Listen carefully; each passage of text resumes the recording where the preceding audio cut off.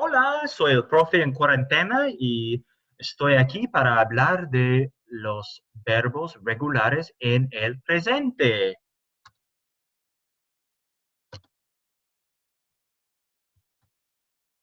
So today we're going to talk about regular verbs in the present, which will involve answering the questions. What is the present tense? What is it used for in Spanish? And what are the regular endings for AR, ER, and IR verbs? And we're going to work in some practice on all those and a couple of methods for remembering those endings. And also we'll be doing a little bit of singing. So get ready, prepare your vocal cords for that. So since this is for several different levels, just introducing a few of the verbs that are regular in specific classes. So Spanish 1, you can see on the screen, these verbs are the regular verbs that are learned in our particular textbook during Spanish 1. And you can see gustar is regular, but isn't used in a typical way. Spanish 2, these are the regular verbs that we go over in our class. In Spanish 3, no one's in an isolated Spanish 3 right now, but these were the ones that we studied when a few of you were in that class. And then in Spanish 4, going sort of back to the roots and talking about what are the essential verbs. And out of those essential verbs, the ones you really need to know, these are all the time, todo el tiempo, regular, and then at least in the present, these are regular. So all of these in the present tense are regular. So what is the present tense? Well, we talked about conjugation in the previous video, and a tense tells you when it occurs. So this is the tense that occurs in the present. And the Spanish present tense is used a little differently than the English present tense. Not extremely differently, but there are some differences. So you can see we talk about in Spanish what is happening now using the present tense, and in English sometimes we use the present progressive for this. We're learning. All right, we're learning. Number 2, something that happens in the near future. They're going out later. And then habitual actions. I brush my teeth every day. Things that happen every day that might not be happening right now, but happen regularly. We use the residents to express all of those, including and also facts and a couple of other things. You'll understand that better, hopefully, by the end of the video. So we talked about last time, there are 3 different infinitives. These are the dictionary verbs. In English, the to form. So to talk, to eat, to live. All right, the infinitive. And that's the basis for the conjugation. And we're going to get started with the AR verbs. There are more of those, and it's a good basis for beginning. So the AR verbs, and we're going to use the same chart that I introduced last time, that gives you, just by its format, gives you the person and the number of the form that you're looking at. So we talked about last time, each verb has a root or a stem and an ending. So before you can change the verb to match the subject, you have to take that ending off. So we're getting rid of the ending. And now you can see on the screen that we've got them situated in the chart by whether or not they are singular or plural, and whether or not the subject is first person, second person, or third person. So let's go through these one by one. Hablar is the one that's normally used as sort of the paradigm, the example, but let's use a different one since we've already looked at those endings in the last video. Llamar, to call. This is a frequently used Spanish 1 verb because it's also how you say that what your name is. Me llamo. All right, but in this case, we're talking about calling someone, not ourselves. So let me see if this pen will work. All right, so see the yo form. Let me actually that. Let's use blue. As you can see, I've color coded these to try to make it a little easier. So got the yo form. Remember that's I in Spanish, yo. The yo form is an O. So yo llamo. I call. Tú llamas. You, my friend, you, my pet, you, someone younger or equal to me, call. So tú llamas. Usted is also second form, second person. Usted llama. You, sir, or you, ma'am, call. Usted llama. And the usted and the él and ella forms are the same. So if you're talking about he or she calls, it's él or ella llama. Nosotros llamamos. We call, or just we call. That ending gives you enough information to not even need the subject. Llamamos. Right? Vosotros, vosotras. It's only used in Spain, but I'll give you the ending anyway. Llamáis. Llamáis. And then finally, ustedes llaman, and él, ellas llaman. So that's y'all, or the plural you all call, and then they call. So, and then this is you all informal in Spain, llamáis, but outside of Spain and in classes, we don't often talk about that.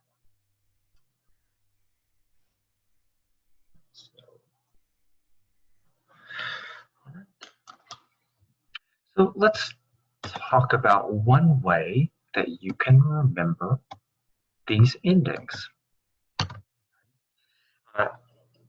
When I first started teaching, the textbook that we used was Realidades, realities. And one of the things they had with it were canciones de hipo. Canciones de hipo. And this is just extremely catchy. It's a catchy sort of rhyme set to music in their case that helps me, or helped me, to remember these endings and help other people to remember them. So I'm going to do it. Get your vocal cords ready. La, la, la, la, la, la. Okay, here we go. All right. So, o, as, a, amos, an. Otra vez, o, as, a, amos, an. Otra vez, o, as, a, amos, an. Otra vez, o, as, a, amos, an. Yo hablo, tú hablas y usted habla. Nosotros hablamos y ustedes hablan. Yo hablo, tú hablas y ella habla. Nosotros hablamos y ellos hablan. Yo trabajo en la clase de matemáticas. Él estudia en la clase de inglés. Ellos dibujan en la clase de arte, nosotros escuchamos en la clase de español. O, as, a, amos, an. Otra vez, o, as, a, amos, an. Otra vez, o, as, a, amos, an. Otra vez, o, as, a, amos, an. As you can see, really catchy, and you can, be creative with that. You can use some sort of instrumentation or come up with your own rhyme altogether. So that's really the best way to do it. Come up with something that can help you remember those endings. But you have to remember, you have to work some way into that to remember what they mean. Because if it's just a group of sounds, it's really not going to do the thing it's supposed to do, and that's to help you remember these endings so you can use them. All right, languages should be used. It can be fun to, for some people, for me, to study the linguistics, the background of it, but we want to be able to use the language. So those were the regular AR endings. O, as, a, amos, ad. So let's practice a little bit. Let's practice a little bit. So let's take a look. Llamo, is that yo or usted? Is that does that mean I call, or does it mean you sir, you ma'am call? Llamo.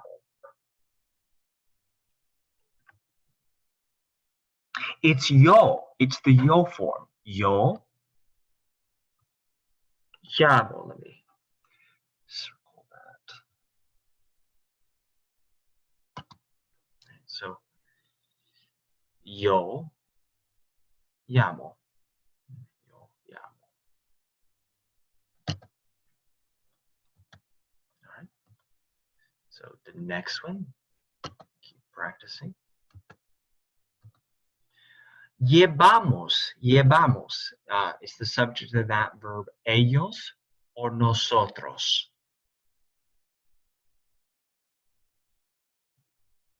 It's nosotros, it's nosotros. We carry or we wear, llevamos. I'll do the pen. Habla, is it él or ellas? It's él, right? Él habla or he talks. Pintas, ellas or tú. Ellas o tú. Tú pintas, you paint. Don't let these endings get you mixed up. If you're familiar with Spanish at all, you know that nouns and adjectives match endings. But in the case of verbs, we're talking meaningful endings here. As means tú. It means you do whatever action it's tagged on the end of. So tú pintas means you paint. You, my friend, paint. Miran ustedes. This is an abbreviation for ustedes, y'all, o nosotros. It's ustedes. Ustedes miran. Ustedes miran. So if you have the verb necesitar, make it a little more advanced here, necesitar, how would you conjugate that? How would you change that to mean they need? What ending goes with ellos? All right, so pause the video at this point so we can keep things moving. Pause the video if you'd like to think about it a little longer, but I'm going to answer a little more quickly now. If you said necesitan, then you were correct. Ellos necesitan hablar. How would you match that to yo? How would you make that mean I talk? Pause for a sec. Hablo. Right? Hablo. Yo hablo. I talk. Tomar. How would you make that mean you take or you drink? Tomas. Tomas. Tú tomas. Cantar. To sing. How would you say we sing? Nosotras. Cantamos. Cantamos. Nosotras cantamos. Remember, I wouldn't usually use that form because my existence in the group would make it grammatically masculine. Nosotros cantamos is what I would say. But if it were a group of women, nosotras cantamos. So let's do the ER and the IR verbs. Let's talk about those. ER and IR verbs are actually quite similar in most tenses. And in this one, there's only one difference, only one distinction between the two. So we can sort of talk about both of them together. So comer, we've got comer, to eat, a popular verb to use as sort of the paradigm, the example for ER verbs. So we've got to get rid of that ending like we did with the AR verbs. And here we've got the root. Right? You see the root here, com. So we're prepared here to write the endings, to practice the endings. So comer, to eat, the dictionary verb with the ER in the end becomes I eat when you put an O at the end. Oops.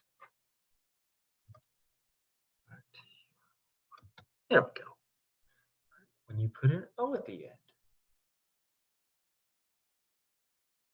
So you can see that's the same in this case. The O at the end is always the yo ending for regular verbs in the present tense. So I eat, yo como.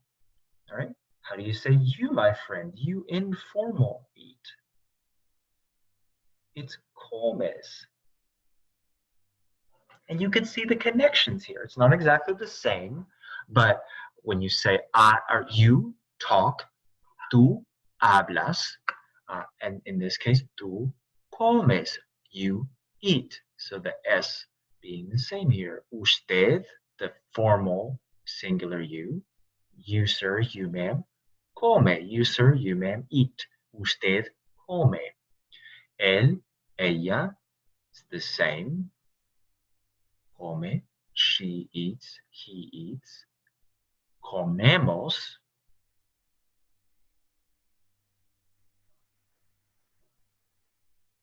we eat. Comáis, y'all eat. In Spain only, informal. And then outside of Spain, if you want to say you all, comen, you all eat. And they eat, which is again the same, comen, which is why, again, these subjects are necessary in the sentence. You need to specify unless they've already been mentioned in the last sentence. So, o es, hemos, en.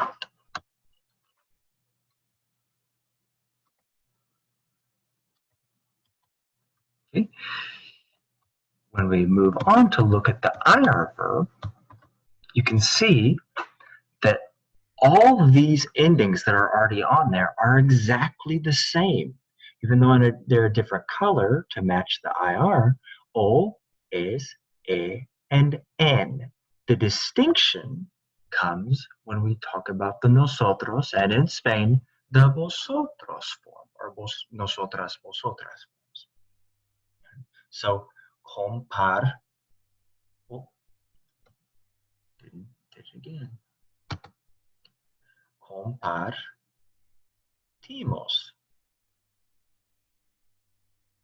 So, imos, not hemos. It shares the I. And when we practice these with our ER-IR song or chant, you'll get that. That'll be emphasized. And then for vosotros, vosotras, it's compartís. Compartís. Right, so let's jump right in to singing again. All right, are you ready? All right. So this comes from the same source, from Realidades, the textbook. It has a slightly different feel, but it's actually pretty similar. So get yourself ready. All right, prepare those vocal cords. All right, and brace yourself because I'm about to sing again. All right, so here we go. Comer, o, es, hemos, en. Compartir, o, es, imos, en. Comer, o, es, hemos, en. Compartir, o, es, Imos en. ¿Qué comes? ¿Qué comes como pan y cereal? ¿Qué come el chico? Él come salchichas. ¿Qué comen ustedes? Comemos hamburguesas. ¿Qué bebe la chica? Ella bebe limonada. Compartimos la comida. Comparto. Compartes. Comparten la comida. Comparte. Comparte. Compartimos la comida. Comparto. Compartes. Comparten la comida. Comparte. Comer. O es, hemos, en. Compartir. O es, imos, en. Comer. O es, hemos, en. Compartir. O es, imos, en. So back on the verb chart with those endings all there highlighted. So again, if you can come up with your own rhyme or some way to remember that on your own, a song or something like that, that would be the ideal thing. That would be the best thing. But I like the realidades songs. They're easy to remember even without music. So that's what I often use. But there are lots of things out there, lots of creative things, and you can create your own stuff. And again, the difference between these two is just that nosotros or vosotros form. Nosotras, vosotras. Comemos, coméis, right here, and imos, compartimos, and compartís. So let's practice again. All right, le, is that the yo or the ella form? It's the ella form. She reads. She reads. Vivo, is that yo or ella? Well, it's not like the other one, so it's the yo form. Yo vivo, I live. Comprendes, is that ustedes or tú? It's the tú form. You understand. Comprendes. Again, you have to be careful not to get confused and try to match those endings because the ustedes form doesn't end with es. It ends with en. Like that. Venden. But is this ellas or tú? We just saw the tú form, comprendes, so it's the ellas form. Ellas venden. They sell. If it's a group of women, ellas. Salimos. Is it nosotros or ellos? It's the nosotros form. Nosotros salimos. We go out. So stepping it up a little bit, creer, to believe. How do you make that? How do you change it to mean I believe? Creo. Yo creo. I believe. Subir, to go up or to upload. Ustedes. Suben. Suben. Right? Y'all go up. Suben. Escribir, to write, like a scribe does. Write. Escribir. How would you say we write? Escribimos. Escribimos. Still nosotros, but comer, right? To eat. How do you say we eat? Nosotros comemos. Comemos. This is the only one, the only form outside of Spain that's different between ER and IR. Escribimos, comemos. So going back again to remember that present tense can be used to express actions that are happening right now, happening in the near future, or habitual. Using comer or to eat in English, you can see we're eating lunch, we're going to eat together later, or we eat takeout on Fridays, can all be and will all be normally nosotros. Right? So, nosotros comemos el almuerzo. Almuerzo. We eat lunch. Nosotros comemos juntos esta noche. We will eat together tonight. We know it's near future because we see by the context tonight. Right? Nosotros comemos juntos esta noche. And then finally, nosotros comemos comida para llevar los viernes. Comida para llevar, take out food, food that you take with you carry with you. We eat that habitually on every Friday night, los viernes. So you can see that the present tense is more versatile in Spanish. Right? We use it for more purposes in Spanish than in English. We need more context, different words to express the same things. So that's your introduction to regular verbs in the present. We answered the question, what is the present tense? It is the time period in the context of verb conjugation that occurs in the present, and there's some nuance there. It can be also the near future or a habitual action. So what is it used for those purposes? What are the regular endings for AR, ER, and IR verbs in the present tense? Well, for AR verbs, o, as, a, amos, an. And then for ER, o, es, e, hemos, en. And then IR, o, es, e, imos, en. Right?